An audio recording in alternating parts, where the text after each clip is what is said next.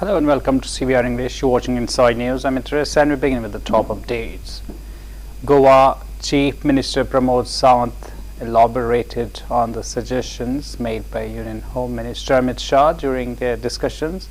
He mentioned that Amit Shah proposed the implementation of two key technological initiatives, e-Nyay and e-Summons, to streamline judicial processes and improve efficiency in the state's legal system. These digital solutions aim to simplify access to legal proceedings and summons, making the judicial process more transparent and accessible to the public. Additionally, Chief Minister Sawant highlighted that in order to effectively implement 3 new criminal laws, the state government plans to recruit additional personnel. These additional posts will be essential for ensuring the law and order situation enforced efficiently and that there is adequate manpower to manage the growing workload. Chief Minister Sawant also noted that during the meeting, Goa shared its successful best practices with Amit Shah, which have been implemented in the state, such as improvements in law enforcement, administrative procedures, and public service delivery. These practices are seen as effective models that could be adopted or adapted by other states in the country. ई-न्याय और ई-समन्स इसके बारे में उन्होंने suggestions दिया है. That will also we will implement. जितने ही जल्दी हो सकता है वो हम इम्प्लीमेंट करेंगे. He had suggested some director of the prosecutions the post fill करने के लिए. वो पोस्ट हम at present we having the 31 post and we having the 55 court. So that additional 20 post of the prosecutors या director of the prosecution में हम वो post भी फिल करेंगे. There is one suggestion, only thing for the virtual साक्ष्य देने के लिए यानी हमें एडिशनल जो वर्चुअल फैसिलिटीज अवेलेबल करनी है, which is also approximately at present तो गोवा में 21 है, तो एडिशनल 30 एक्चुअली. लेकिन हमारे यहाँ पे इनमेट्स भी बहुत ही कम है. फिर भी इनमेट्स कम होते हुए भी 30 जो हमने कहा है कि वो हमारे जेल में हम एडिशनल 30 वो भी करेंगे. इसके सिवाय द बेस्ट प्रैक्टिसेस जो गोवा स्टेट पुलिस जो कर रहे हैं, द बेस्ट प्रैक्टिसेस हमने 2014, then RVNL got in May 2023, IRCON and RIGHTS got it in October 2023, RailTel got it in August 2024, and now IRCTC and IRFC.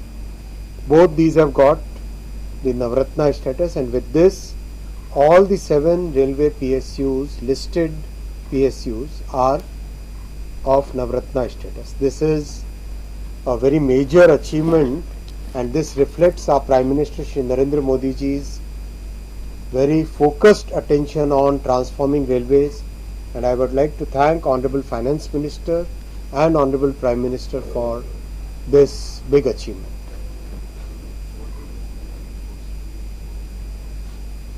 For railways, this is very important because when an organization connected with railways is strong, then that means it can contribute more to the growth of railways.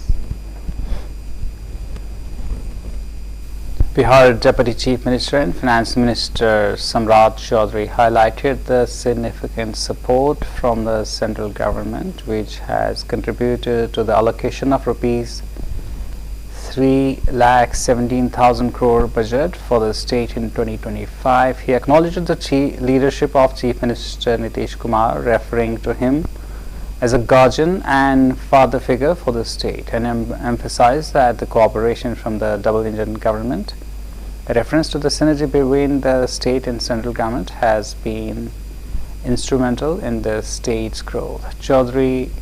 Chaudhary's comments reflect the importance of central support in enabling Bihar's financial planning and development.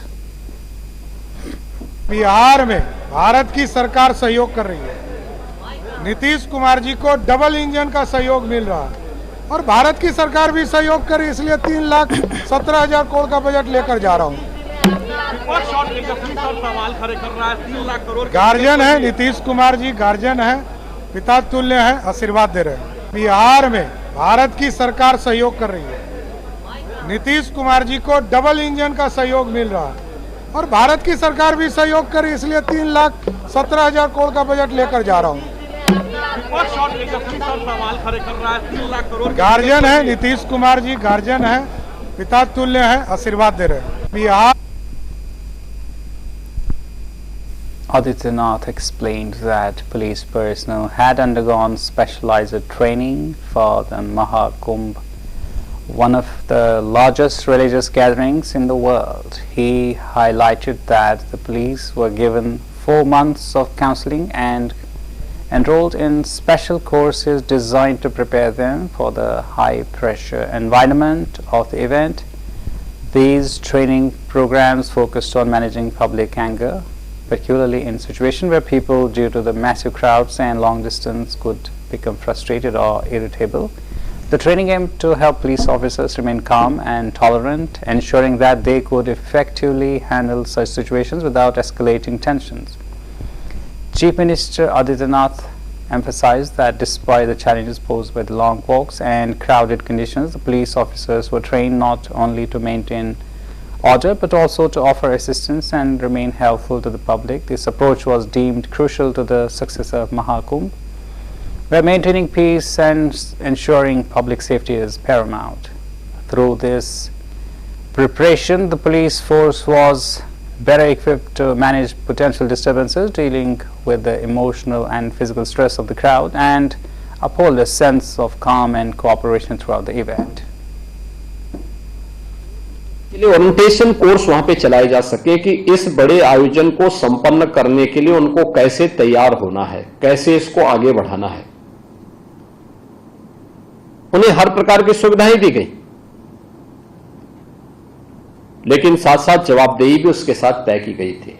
Technology का हम लोगों ने उस समय उपयोग किया था, और इससे भी महत्वपूर्ण था, इतना बड़ा आयोजन सकुशल संपन्न तब होगा जब सुरक्षा की बेहतर व्यवस्था हो, क्राउड मैनेजमेंट एंड सिक्योरिटी की उत्तम व्यवस्था, और प्रत्येक व्यक्ति के मन में हम एक विश्वास पैदा कर सकें कि हां, यह पुलिस हमें सुरक्षा दे सकती है। दूसरा, किसी भी क्राइसिस मैनेजमेंट में किसी भी स्वयंसेवी संगठन से महत्वपूर्ण रोल पुलिस की होती है, तो पुलिस का व्यवहार उस समय मायने रखता है। देखिए, फर्स्ट रिस्पॉन्स पुलिस करती है, लेकिन पुलिस के प्रति आम जन के मन में एक अविश्वास जैसा भाव होता है। इस अविश्वास को दूर करना, पुलिस के लोगों का 4 महीने से काउंसलिंग की गई, उनकी स्पेशल कोर्सेस उनके चलाए गए, स्पेशल क्लासेस ली गई कि भाई देखो, पब्लिक कभी कभी गुस्सा होती है, होगी, क्योंकि होगा क्या कि मुझे मालूम था कुंभ के वॉल्यूम के बारे में, उसके स्केल के बारे में, कि महाकुंभ का आयोजन है तो इसमें भीड़ होगी, और भीड़ होगी तो होगा क्या कि जो पहले आ जाएंगे उनको तो कम पैदल चलना पड़ेगा, क्योंकि उनको हम संगम से 2 किलोमीटर 3 किलोमीटर के दायरे में पार्किंग दे रहे हैं। लेकिन जैसे जैसे पार्किंग भरती जाएगी वैसे वैसे लोगों को ज्यादा पैदल चलना पड़ सकता है। अब जिसको 10 किलोमीटर पैदल चलना पड़ेगा, कभी पैदल चला नहीं है, और उसको कोई पुलिसकर्मी रोकेगा तो झल्ला ही जाएगा। उन स्थितियों में गुस्सा नहीं होना है, हाथ जोड़ करके उसको समझाना है, उसको बैठने की व्यवस्था करनी है। TMC leader Kunal Ghosh has strongly criticized the left and ultra-left factions for opposing installation of CCTV cameras on the Jadavpur University campus, which was ordered by High Court. Ghosh claimed that the opposition to CCTV was an attempt to conceal their actions. He stated that if leaders are attacked or heckled while entering the campus, there should be a thorough cleansing of the area. Emphasizing the importance of security, he called for CCTV surveillance at every inch of the campus. He also raised concerns about the death that occurred on the campus the previous year, questioning who was responsible. Ghosh demanded immediate action, urging authorities to arrest those allegedly involved in attacking the West Bengal Education Minister and conduct a full investigation into the matter. जो कुछ left वामपंथियों को कुछ अति वाम जो है ultra left वो जो महल तो वो हाई कोर्ट पहले तो ये बात था सीसीटीवी लगाने का तो वो लोग तो सब अपोज किया था इतना डेमोक्रेसी चाहिए तो वो लोग तो अपने क्रियाकलाप को छुपाने के लिए वो सीसी कैम का तो अपोज कर रहा है वो तो उसका जो सोच है कि सीसी कैम नहीं चलेगा कोई अगर कोई जो बाबुल सुप्रियो हो या गवर्नर हो या ब्रात्य बसु हो कोई नहीं अंदर घुसेगा वो लोग हैकल करेंगे तो वहां पर तो पूरा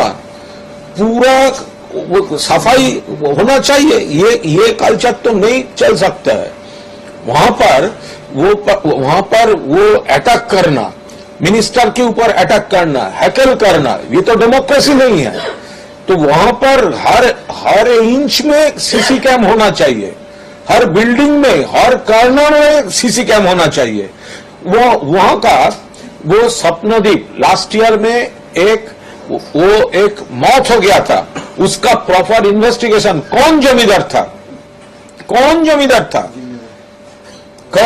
जिम्मेदार था तो उसका पिताजी उसका तो हम आज कल हमरा Union Minister Manohar Lal Khattar highlighted Prime Minister Modi's efforts to bolster cooperative and competitive federalism, emphasizing the government's commitment to fostering collaboration between states. During his address in Jaipur, Khattar revealed that he had launched a campaign aimed at achieving effective waste management through an integrated approach across 100 smart cities. This initiative is designed to promote innovative solutions and efficient practices for sustainable urban development, aligning with the broader goals of improving environmental and civic infrastructure.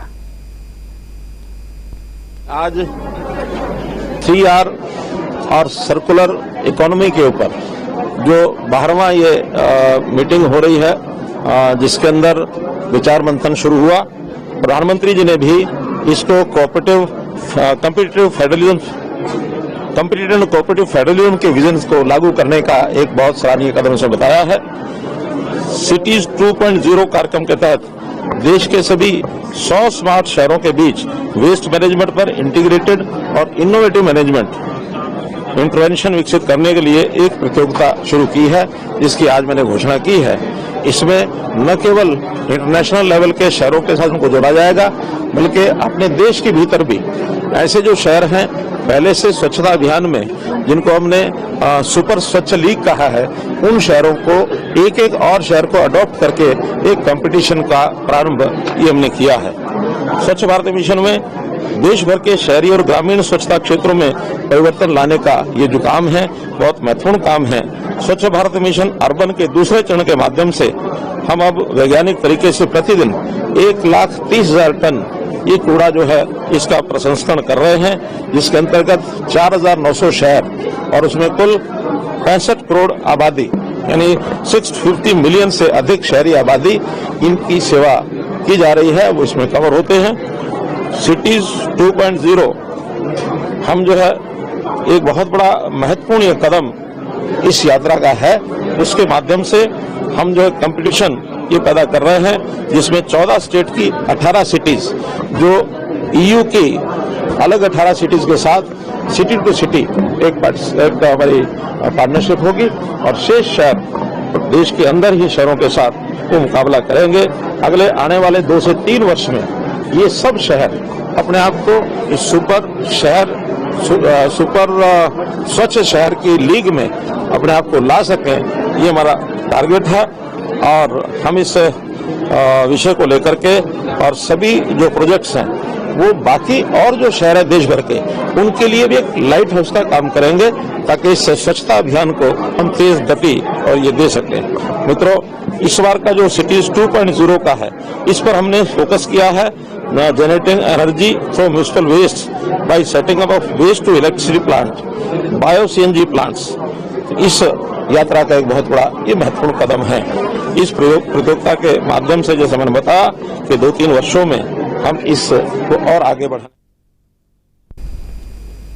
Former Indian cricketer Harbhajan Singh has strongly defended Rohit Sharma following Congress leader Shama Mohammad's comments about the cricketer's fitness. Harbhajan stated that Rohit has been a tremendous asset to the country and continues to lead the team effectively. He pointed out that if Rohit's fitness were in question, he wouldn't be part of the team, let alone as a captain. Harbhajan questioned Mohammad's authority to comment on the player's fitness, asking if he was a fitness coach, BCCI president or involved in any sports, implying that she may not understand the criteria required to be a part of the national team. He emphasized that without understanding the facts, no one should make such remarks and urged focus on Rohit's significant contributions to the Indian cricket.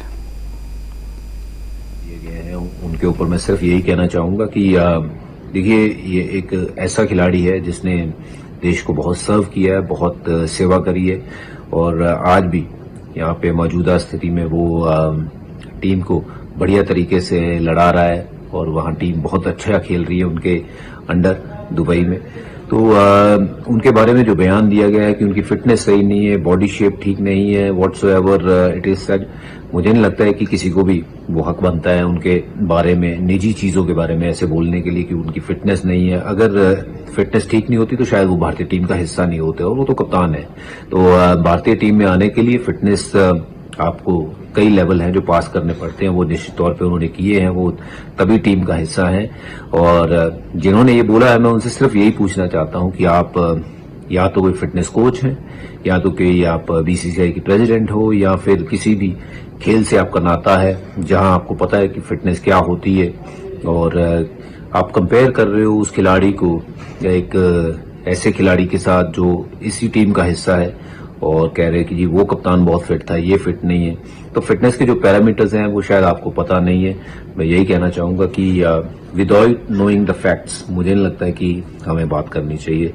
कईयों को health condition होती हैं, है ना, तो जरूरी नहीं है कि हर कोई बंदा जो है वो एक तरीके का ही दिखे, बट ये है कि उसकी Odisha Chief Minister Mohan Charan Majhi conducted a public grievance hearing at the CM's grievance cell, addressing 1,000 complaints registered for the day. Speaking about the initiative, he said, "We are listening to the public grievances of 1,000 people every day. We are having success in disposing of cases and providing justice to the people." Chief Minister Majhi also announced a new single window system for specially abled individuals seeking treatment, with the government bearing the associated costs. He assured the public that his administration would continue to monitor the implementation of policies to resolve their issues effectively.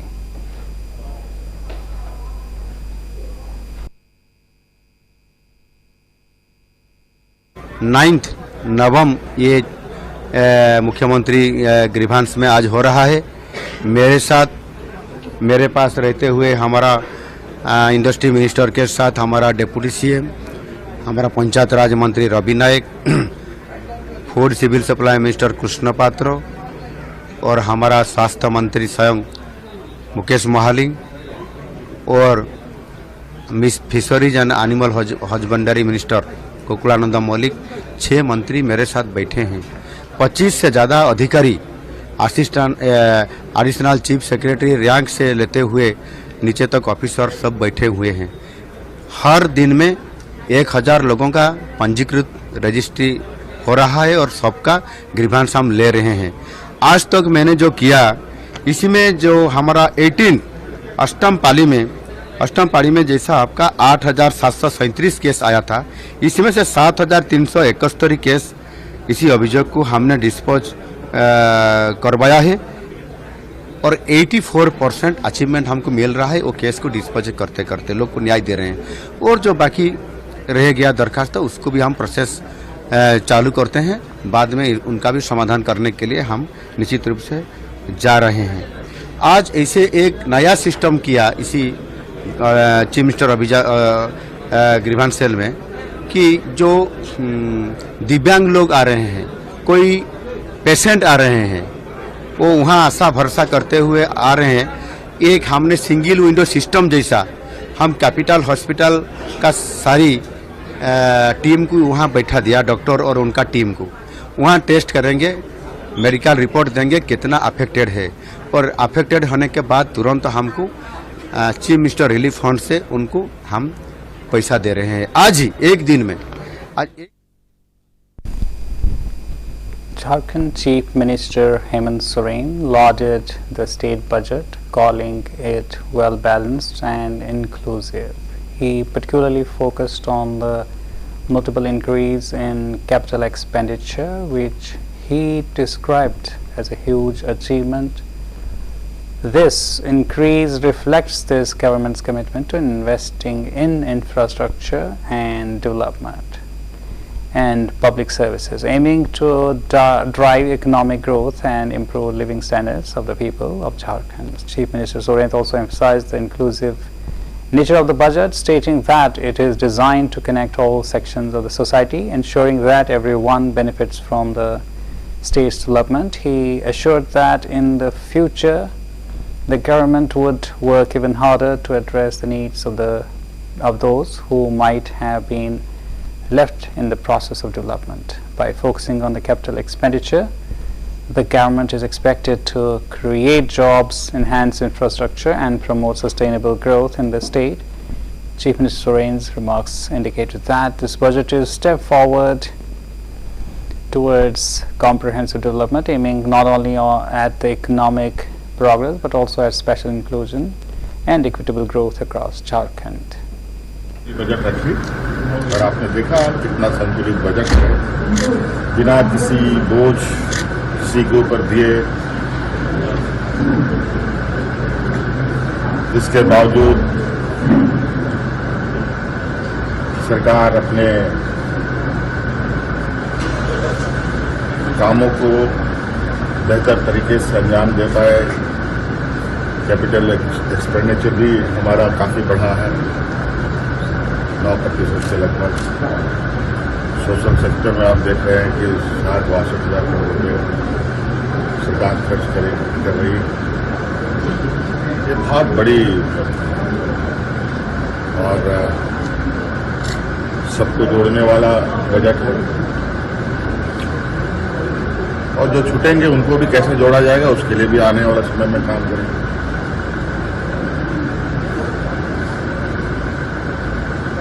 Jharkhand एक पिछड़ा राज्य होते हुए भी अपने वित्तीय व्यवस्थाओं को आए दिन मजबूती प्रदान कर रहा है, और आज ही किसी अखबार में हमने पढ़ा है कि वित्तीय व्यवस्था हमारे राज्य की, देश के बेहतरीन प्रदर्शन करते हुए चौथे राज्यों में गिना जा रहा है। तो कई ऐसे हैं क्योंकि बहुत बड़ा बजट है कि सब पर अभी कितने नहीं किए जाएंगे, फिर आपको निश्चित रूप में बताएंगे ये budget. And that's a wrap on this bulletin. For more news and updates, keep watching